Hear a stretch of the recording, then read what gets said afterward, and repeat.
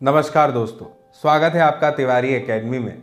आज के इस वीडियो में हम बात करने वाले हैं कक्षा 9 के सामाजिक विज्ञान में भूगोल के अध्याय 2 की, जिसका शीर्षक है भारत का भौतिक स्वरूप। तो चलिए बिना देर किए शुरू करते हैं इस वीडियो को और बढ़ते हैं इस अध्याय में आगे।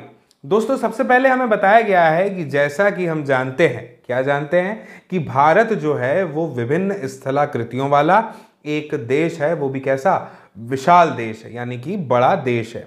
दोस्तों, अब यहां पर प्रश्न ये है कि आप बताइए कि आप जो है वो किस प्रकार के क्षेत्र में रहते हैं, यानी किस प्रकार के भूभाग में रहते हैं। यदि आप दोस्तों मैदानी क्षेत्र में रहते हैं तो आप जो हैं वो वहां के दूर तक फैले हुए जो विशाल मैदान हैं उनसे बिल्कुल परिचित होंगे, आप देख भी सकते हैं उन्हें, है ना। और यदि आप पर्वतीय क्षेत्र के निवासी हैं तो दोस्तों तब आप जो हैं वो पर्वतीय ढलानों और घाटियों से भली भांति परिचित होंगे। दोस्तों, वास्तव में क्या है ना कि हमारे देश में हर प्रकार की भू आकृतियां पाई जाती हैं, ठीक है।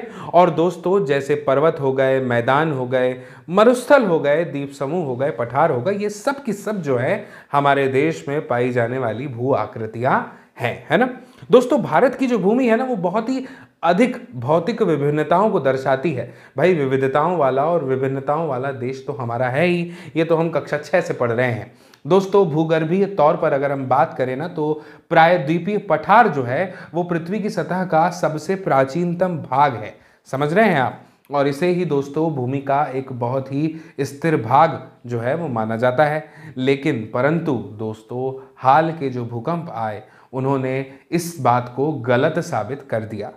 समझिए, हिमालय और उत्तरी मैदान जो है दोस्तों वो हाल ही में बनी स्थलाकृतियां हैं। भूगर्भ वैज्ञानिकों के अनुसार दोस्तों हिमालय पर्वत जो है वो एक अस्थिर भाग है। हिमालय की पूरी पर्वत श्रृंखला एक युवा स्थलाकृति को बताती है, यानी दर्शाती है, जिसमें दोस्तों हैं ऊंचे शिखर, गहरी घाटियां और हैं तेज बहने वाली नदियां। ये देखिए, ये जो है हिमालय पर्वत को दर्शाने वाला एक चित्र है, इसमें आप देख सकते हैं। चलिए मैं कुछ नाम पढ़ूं आपके सामने, एक मिनट, थोड़ा हाईलाइट भी हम कर लें। अशील दर्रा, कुनलून श्रेणी, लद्दाख श्रेणी, जास्कर श्रेणी, काराकोरम दर्रा, है ना, बारालाचा, कैलाश श्रेणी, फिर लिखा है यहाँ पे शिपकीलॉ, मानसरोवर झील, है ना। और इसके बाद में आप देख सकते हैं शिवालिक श्रेणी, है ना, नंदा देवी, धौलागिरी, अन्नपूर्णा, एवरेस्ट पर्वत। ठीक है, मुझे उम्मीद है कि आप समझ चुके हैं और आपको नक्शे देखना तो आता ही है। ये नदियों को भी आप देख सकते हैं, ये घाघरा नदी है, ये गंगा है, ये यमुना है, ये चंबल है, ठीक है, ये गंडक है, ये कोसी है, ठीक है ना, ये है ब्रह्मपुत्र और ये है सांगपो नदी। इसके अलावा इस नदी से तो आप पहले से ही परिचित हैं, सिंधु नदी, है ना, झेलम नदी, रावी नदी, सतलुज नदी, ये सब इसकी सहायक नदियां कही जा सकती हैं, कही क्या जा सकती है ही। चलिए दोस्तों, उत्तरी मैदान जलोढ़ निक्षेपों से बने हुए हैं और प्रायद्वीपीय पठार जो है ये आग्नेय और रूपांतरित शैल जो होते हैं वाली कम ऊंची पहाड़ी और चौड़ी घाटियों से बना हुआ है। अब मुख्य भौगोलिक वितरण की बात कर लेते हैं। दोस्तों, अगर हम भारत की बात करें तो भौगोलिक आकृतियां जो हैं उनको हमने कुछ वर्गों में बांट दिया है, विभाजित कर दिया है। वो कौन कौन से वर्ग हैं, ध्यान से समझिएगा।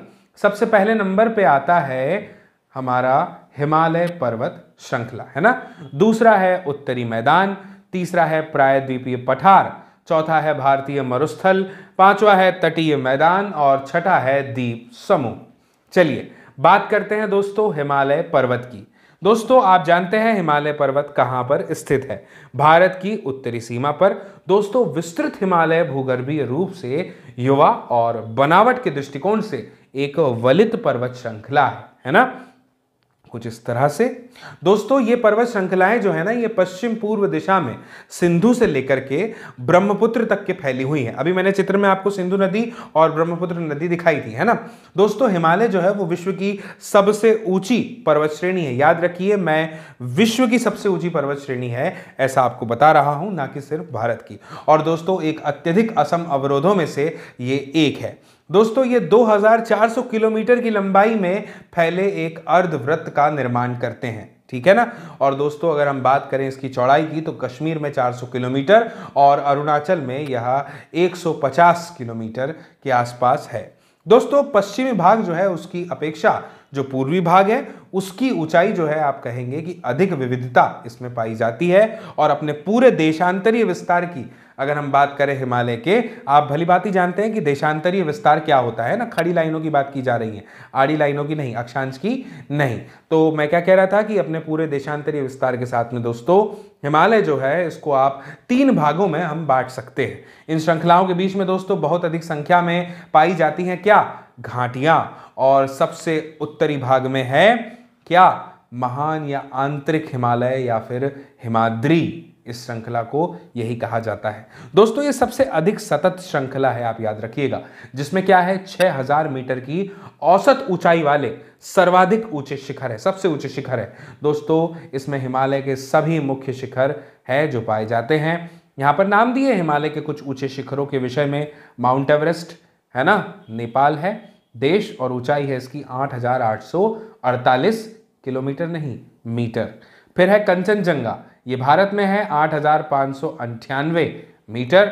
फिर है मकालू जो कि नेपाल में है 8481 मीटर। और है धौलागिरी, याद रखिए मैंने अभी आपको ये सब नाम दिखाए थे, धौलागिरी भी बताया था है ना, उसको हमने हाईलाइट किया था, 8172 मीटर। इसके बाद में है नंगा पर्वत जो है भारत में 8126 मीटर। फिर है अन्नपूर्णा नेपाल में 8078 मीटर। फिर है नंदा देवी भारत में 7817 मीटर। फिर है कामेट जो कि भारत में है 7756 मीटर। फिर है नामचा बरुआ भारत में 7756 मीटर, देखिए दोनों सेम है ना। फिर है गुरुला धाता, ये जो है नेपाल में है 7728 मीटर। दोस्तों महान हिमालय के वलय की प्रकृति असममित है ना, यानी हिमालय के इस भाग का क्रोड जो है वो ग्रेनाइट का बना हुआ है और ये श्रृंखला जो है हमेशा ढकी हुई रहती है, किससे, बर्फ से, और इससे बहुत सी हिमानियों का प्रवाह होता है यानी नदियों का, ठीक है ना। दोस्तों हिमाद्री के दक्षिण की अगर हम बात करें तो इसमें जो श्रृंखला स्थित है वो सबसे अधिक उसमें असम है और हिमाचल या निम्न हिमालय के नाम से जानी जाती है।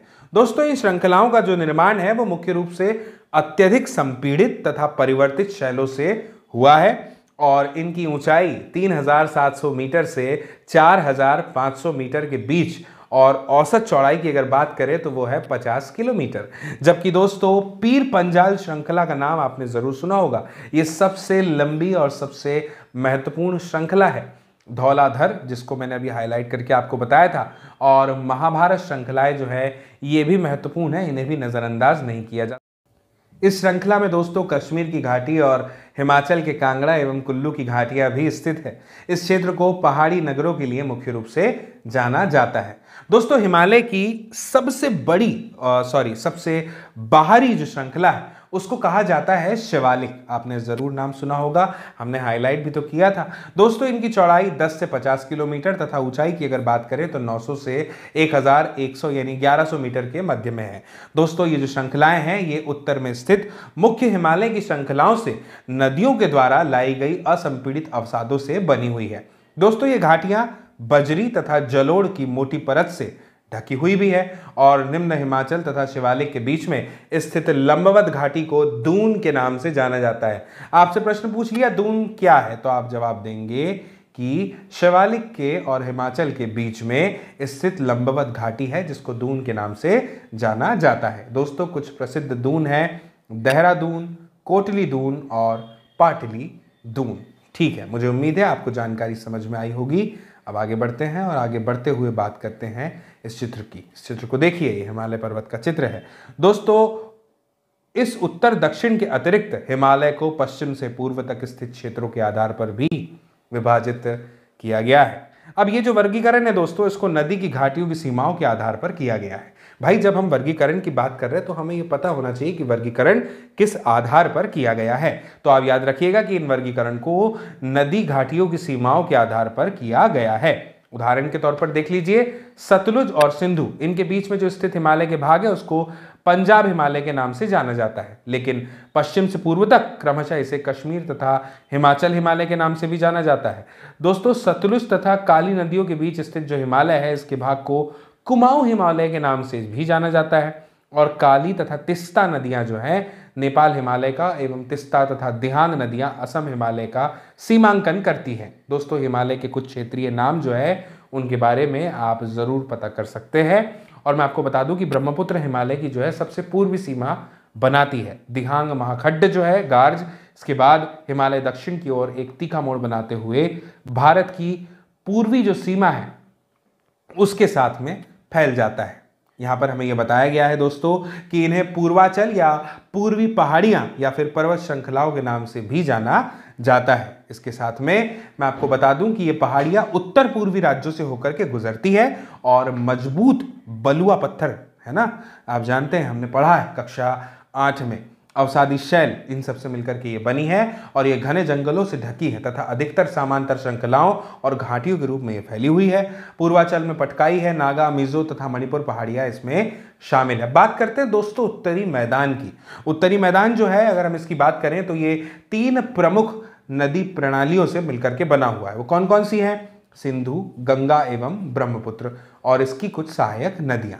दोस्तों ये मैदान कौन सी मिट्टी से बना है? तो मैं आपको बता दूं कि यह जलोढ़ मृदा से बना हुआ है और लाखों वर्षों में दोस्तों हिमालय के गिरिपाद में स्थित बहुत बड़े बेसिन यानी द्रोणी में जलोढ़ों का निक्षेप होता है या हुआ है दोस्तों, जिससे इस उपजाऊ मैदान का जो निर्माण है वो हो गया। और इसका विस्तार कितना है आपको बता दूं, 7 लाख स्क्वायर किलोमीटर यानी वर्ग किलोमीटर के क्षेत्र पर ये फैला हुआ है। और ये मैदान लगभग 2400 किलोमीटर लंबा और 240 से 320 किलोमीटर चौड़ा है। दोस्तों मैं आपको बता दूं कि क्या आप जानते हैं कि ब्रह्मपुत्र नदी में स्थित माजोली विश्व का जो है सबसे बड़ा नदीय द्वीप है जहां पर लोगों का निवास है। ये चित्र को आप देखिए, उत्तरी मैदान का ये चित्र है। ठीक है, अब आगे बढ़ते हैं दोस्तों। यह सघन जनसंख्या वाला भौगोलिक क्षेत्र है और समुद्र मृदा आवरण, पर्याप्त पानी की उपलब्धता और अनुकूल जलवायु के कारण कृषि की दृष्टि से यह भारत का अत्यधिक उत्पादक क्षेत्र है। दोस्तों उत्तरी पर्वतों से आने वाली जो नदियां हैं उनके निक्षेपण कार्य में ये लगी हुई हैं और नदी के निचले भागों में ढाल कम है, जिसकी वजह से नदी की गति कम हो जाती है, जिसके परिणाम स्वरूप नदीय द्वीप जो हैं उनका निर्माण होता है। दोस्तों ये नदियां अपने निचले भाग में जो है गाद जब एकत्र हो जाती है तो उसके कारण बहुत सी धाराओं में बट जाती हैं और इन धाराओं को कहते हैं वितरिकाएं। ठीक है, यहाँ पर एक जानकारी हमें दी हुई है कि दोआब का अर्थ क्या होता है। दोस्तों दोआब का अर्थ है 2 नदियों के बीच का भाग। दोआब दोस्तों 2 शब्द से मिलकर बना है। पहला शब्द है दो और दूसरा शब्द है आब। तो आब का अर्थ होता है पानी, दो का तो आप जानते ही हैं दोस्तों। इसी प्रकार से पंजाब भी जो है 2 शब्दों से मिलकर बना है, पंज जिसका अर्थ होता है 5 और आब का अर्थ होता है पानी। मुझे उम्मीद है कि अब आपको जानकारी समझ में आ रही है। दोस्तों उत्तरी मैदान को मोटे तौर पर अगर हम देखें तो 3 उपवर्गों में विभाजित किया गया है। उत्तरी मैदान के पश्चिमी भाग को पंजाब का मैदान कहा जाता है, ये बातें आप याद रखिएगा।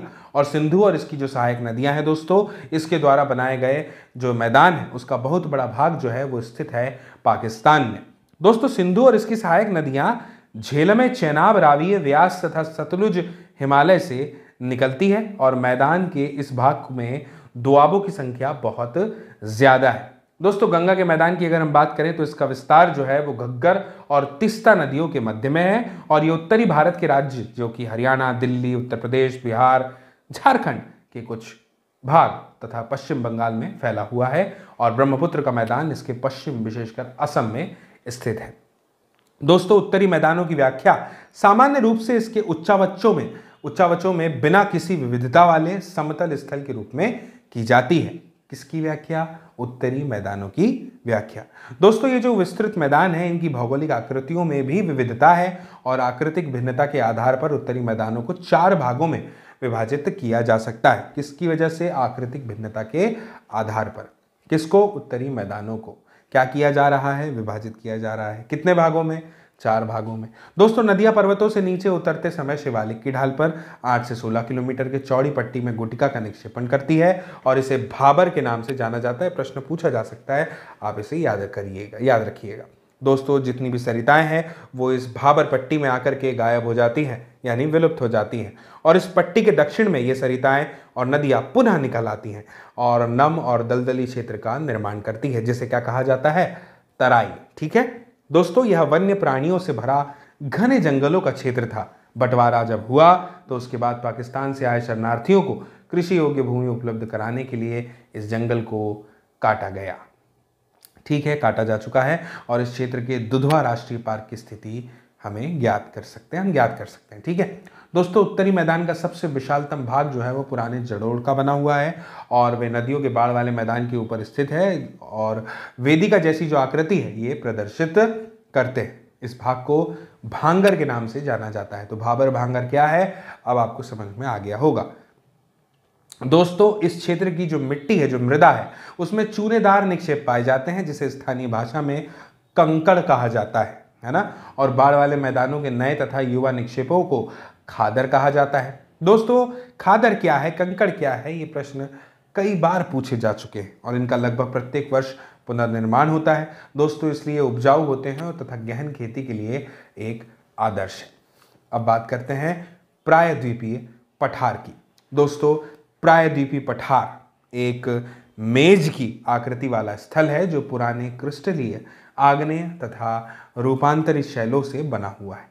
आप इसे इस तरह से समझिए कि गोंडवाना भूमि के टूटने और अपवाह के कारण बना था और यही कारण है दोस्तों कि ये एक प्राचीनतम भूभाग का भी हिस्सा है।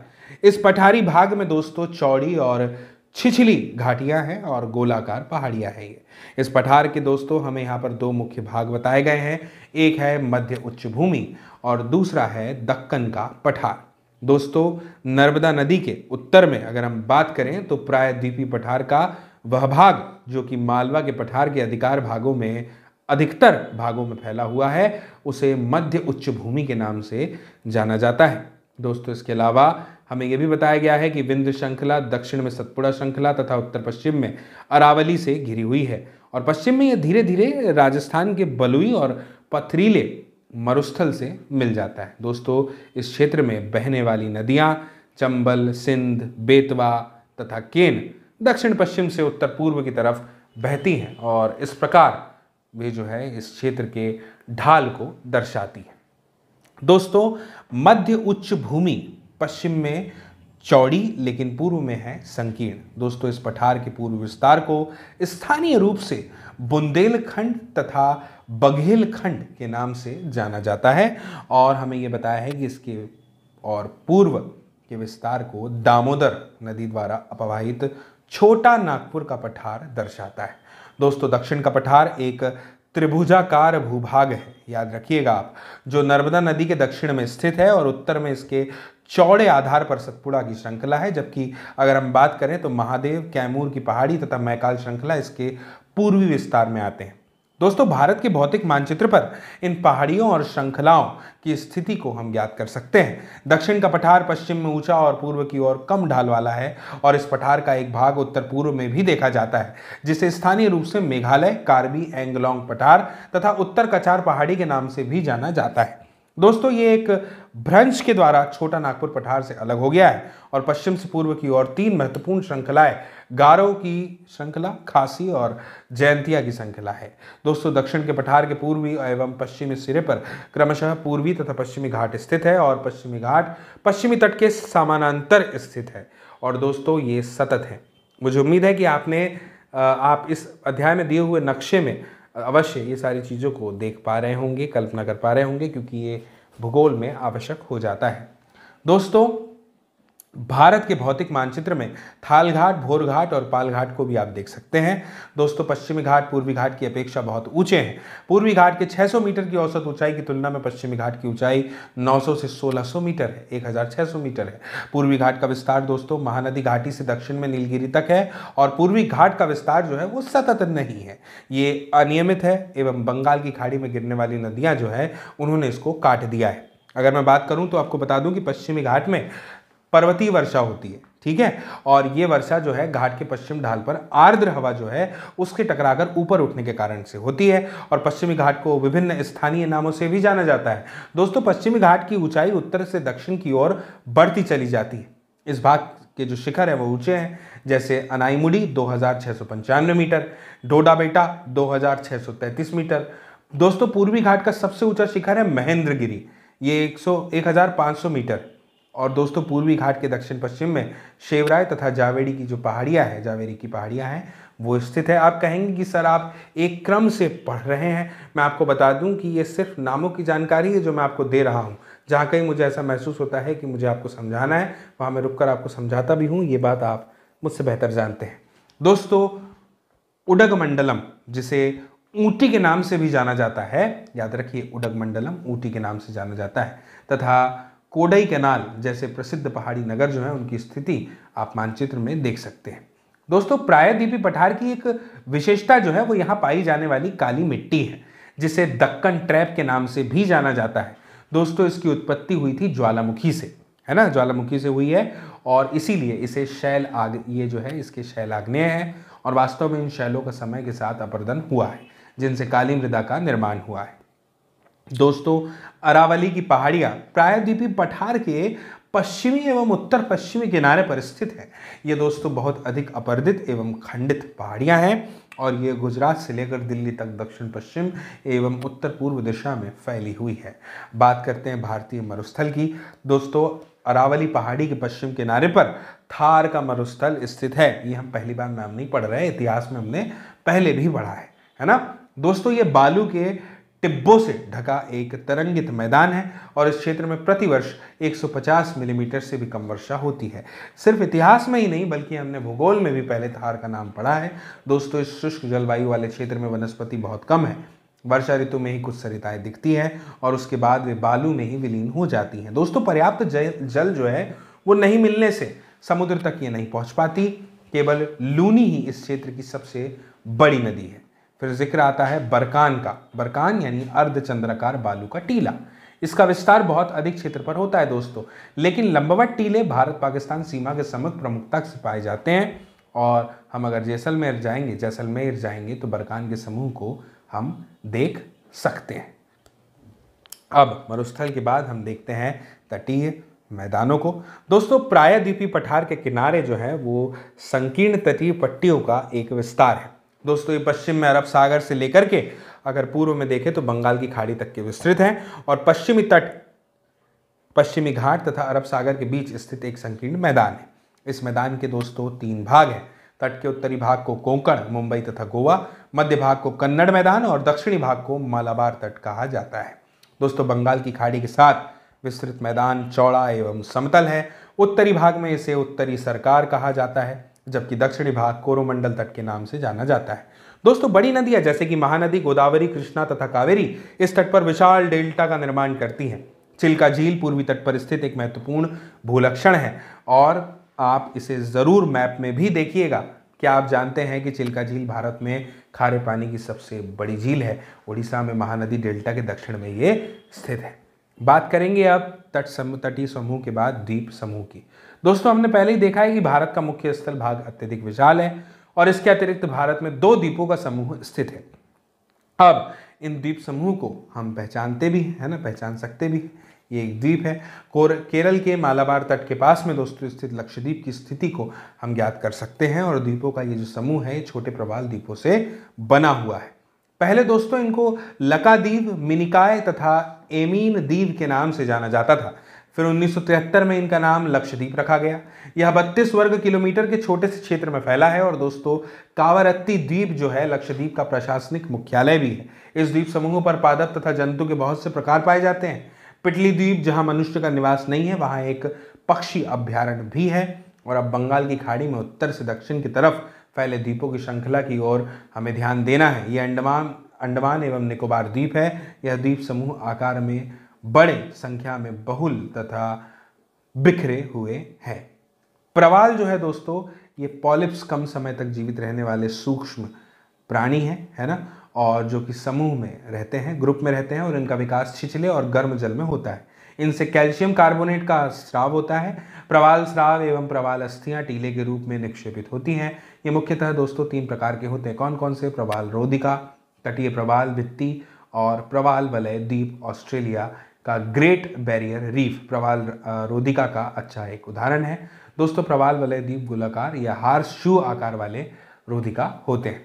दोस्तों मैंने आपको बताया कि ये बहुल और बिखरे हुए हैं और ये द्वीप समूह मुख्यतः 2 भागों में बांटा गया है। वो कौन कौन से हैं? उत्तर में अंडमान और दक्षिण में निकोबार। दोस्तों माना जाता है कि यह द्वीप समूह निमज्जित पर्वत श्रेणियों के शिखर हैं और यह द्वीप समूह जो है वो देश की सुरक्षा के लिए अत्यंत महत्वपूर्ण है। दोस्तों इन द्वीप समूह में पाए जाने वाले पादप और जंतुओं में बहुत अधिक विविधता है। ये द्वीप विषुवत वृत्त के समीप स्थित है और यहाँ की जलवायु विषुवतीय है और ये घने जंगलों से आच्छादित है, यानी ढके हुए हैं। एक जानकारी हमें यहाँ पर और दी है कि भारत का एकमात्र सक्रिय ज्वालामुखी अंडमान तथा निकोबार द्वीप समूह के बैरन द्वीप पर स्थित है। ये प्रश्न के रूप में भी पूछा जा सकता है एमसीक्यूज में, आप इसे याद रखिएगा। दोस्तों विभिन्न भू आकृतिक विभागों का विस्तृत विवरण जो है वो प्रत्येक विभाग की विशेषताएं स्पष्ट करता है, लेकिन दोस्तों ये स्पष्ट हो गया है कि ये विभाग एक दूसरे के पूरक है और ये देश को प्राकृतिक संसाधनों में समृद्ध बनाते हैं। उत्तरीय पर्वत जल और वनों के प्रमुख ये स्रोत भी हैं और उत्तरीय मैदान देश के अन्न भंडार हैं। इनसे प्राचीन सभ्यताओं के विकास को आधार मिला है और पठारी भाग खनिजों के भंडार है जिसने देश के औद्योगिकरण में विशेष भूमिका निभाई है। दोस्तों तटीय क्षेत्र मत्स्यन और पोत संबंधी क्रियाकलापों के लिए उपयुक्त स्थान है। इस प्रकार दोस्तों देश की विविध भौतिक आकृतियां भविष्य में विकास की अनेक संभावनाएं जो हैं वो प्रदान करती हैं। मुझे उम्मीद है कि आपको ये अध्याय समझ में आया होगा, ये वीडियो आपको समझ में आया होगा और अगर ऐसा है तो आपसे अपेक्षा की जाती है कि ज़रूर आप इस वीडियो की लिंक को शेयर करेंगे, साझा करेंगे अपने दोस्तों, मित्रों, साथियों, सहपाठियों, परिजनों के साथ में, ताकि वे भी इस वीडियो को देख पाएँ, समझ पाएँ। जल्दी मुलाकात होगी आपसे अगले अध्याय के साथ, अगले वीडियो में। तब तक के लिए नमस्कार।